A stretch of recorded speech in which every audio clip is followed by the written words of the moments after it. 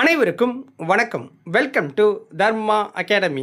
இந்த வீடியோவில் நம்ம பார்க்க போகிறது ஏப்ரலில் 18, 19, 20 மற்றும் 21 இந்த 4 தினங்களுக்குண்டான கரண்ட் அஃபேர்ஸை சேர்த்து பார்க்க போகிறோம். வீடியோக்குள்ளே போகலாமா? முதல் வினா, 2026ஆம் ஆண்டிற்கான WWF தேசிய விருதை பெற்ற இந்திய தாவரவியலாளர் யார்? WWF அப்படின்னா world wide fund for nature அப்படிங்கிறது தான். இதில் விருது பெற்ற இந்திய தாவரவியலாளர் யாருன்னா என் அலீம் யூசுப் அப்படிங்கிறவர் தான். என் அலீம் யூசுப் அப்படிங்கிறவர் எதுக்காகனா தாவரவியல் துறையில் அவருடைய சிறந்த பங்களிப்பு மற்றும் இயற்கை பாதுகாப்பிற்காக அவர் செய்த பணிகளை பாராட்டும் விதமாக இதை கொடுத்துருக்காங்க. இந்த WWF அப்படிங்கிறது உலக அளவில் இயற்கையை பாதுகாக்கிறதுக்கும் சுற்றுச்சூழல் சீர்கேட்டை தடுக்கிறதுக்கும் செயல்படுற ஒரு சர்வதேச அமைப்பு.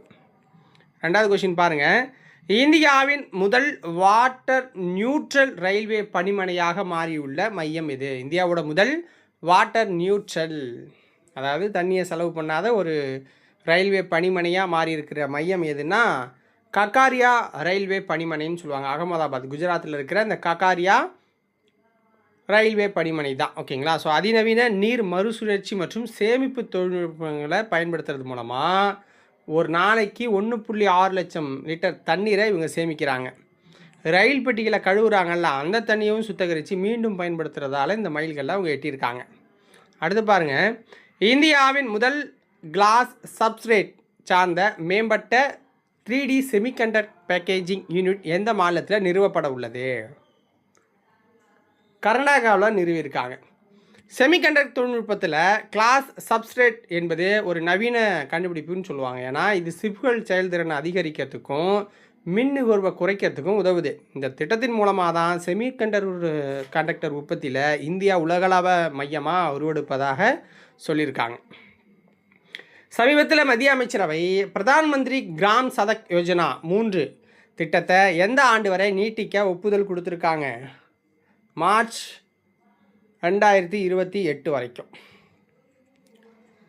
ஊரகப்பகுதிகளில் சாலை இணைப்பை மேம்படுத்துவதற்காக செயல்படுறது தான் இந்த பிரதான் மந்திரி கிராம் சதக் யோஜனா அப்படிங்கிறது. கிராமப்புறங்களில் இருக்கிற அந்த குடியிருப்புகளுக்கு அருகில் சந்தைகள், பள்ளிகள், மருத்துவமனைகளை இணைக்கிற முக்கிய சாலைகளை மேம்படுத்துறது தான் இந்த திட்டத்தோட நோக்கம். இந்த திட்டம் முதல்ல 2000 ஆண்டு தொடங்கப்பட்டுச்சு. இதோட 3ஆம் கட்டம் 2019 தொடங்கப்பட்டுச்சு. இப்போ நீட்டிச்சிருக்காங்க. 61வது ஃபெமினா மிஸ் இந்தியா வேர்ல்டு 2026 பட்டத்தை வென்றவர் யார்? சாத்வி சதீஷ் ஷைல் அப்படிங்கிறவங்க தான். மும்பையில் நடந்துச்சு. இவங்க கோவாவை சேர்ந்தவங்க. இந்தியாவின் 95வது செஸ் கிராண்ட் மாஸ்டராக சமீபத்தில் உருவெடுத்தவர் யார்? ஆரோன்யக் கோஷ் அப்படிங்கிறவர் தான். மேற்கு வங்கத்தை சேர்ந்தவர். இந்தியாவோட முதல் செஸ் கிராண்ட் மாஸ்டர் யார்? விஸ்வநாதன் ஆனந்த், 1988. இந்தியாவில் தேசிய குடிமைப் பணிகள் தினம் எந்த தேதியில் கொண்டாடப்படுகிறது? ஏப்ரல் 21. இந்திய அரசின் நிர்வாக இயந்திரத்தில் முதுகெலும்பாக திகழ்கிற இந்த அரசு அதிகாரிகள் சேவையை பாராட்டுற விதமாக ஒவ்வொரு ஆண்டு 21ஆம் தேதி தேசிய பணிகள் தினமாக நம்ம அனுசரிக்கிறோம், கொண்டாடுறோம். 9வது தேசிய பேராசிரியர் MS சுவாமிநாதன் விருது வழங்கி கௌரவிக்கப்பட்டவர் யார்? டாக்டர் CH ஸ்ரீனிவாச ராவ் அப்படிங்கிறவர் தான். வேளாண் ஆராய்ச்சி துறையில் ஆற்றிய இவருடைய சிறந்த பங்களிப்புக்காக இதை கொடுத்துருக்காங்க. 2 வருஷத்துக்கு ஒரு முறை இந்த விருது கொடுப்பாங்க. 8வது விருது யார் கொடுத்துருக்காங்கன்னா டாக்டர் BV சத்யநாராயணா அப்படிங்கிறவர் கொடுத்துருக்காங்க. மாநிலங்களவையின் துணைத் தலைவராக தொடர்ந்து 3வது முறையாக தேர்ந்தெடுக்கப்பட்டவர் யார்? ஹரிவன்ஷ் நாராயண் சிங்.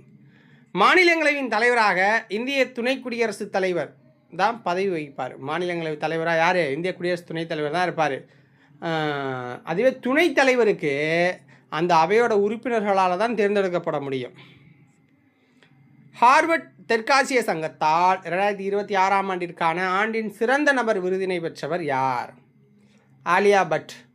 ஸோ கலைத்துறையில் அவரது உலகளாவிய தாக்கம் மற்றும் சமூக பங்களிப்பை பாராட்டி இந்த விருதை கொடுத்துருக்காங்க. இதுக்கு முன்னாடி 2024 நடிகை அவந்திகா வந்தனபு அப்படிங்கிறவங்களுக்கு இந்த விருதை கொடுத்துருந்தாங்க.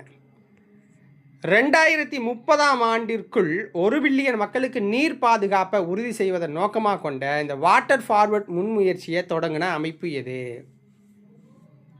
வேர்ல்ட் பேங்க் தான் இதை தொடங்கியிருக்காங்க. உலக வங்கி உலகளாவிய நீர் நெருக்கடியை சமாளிக்கிறதுக்கு இந்த வாட்டர் ஃபார்வர்ட் அப்படிங்கிற திட்டத்தை தொடங்கியிருக்காங்க. 2030க்குள்ளே ஒரு 100 கோடி மக்களுக்கு பாதுகாப்பான குடிநீர், நீர் மேலாண்மை வசதி கிடைக்கிறத உறுதி செய்யறதுக்காக இதோட நோக்கமாக வச்சுருக்காங்க. ஹைதராபாத்தில் நடைபெற்ற முதலாவது போல்டர்ஸ் கிளாசிக் 2026 கோல்ஃப் தொடரின் பட்டத்தை வென்றவர் யார்? மனு கண்டாஸ் அப்படிங்கிறவர் தான்.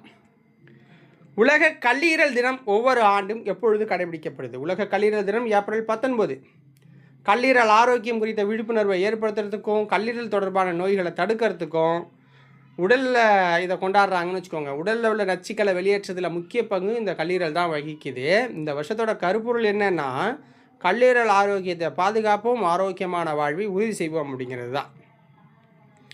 சமீபத்தில் செய்திகளில் இடம்பெற்ற இந்த வரதட்சணை தடை சட்டம் இந்தியாவில் எந்த ஆண்டு நடைமுறைப்படுத்தப்பட்டது?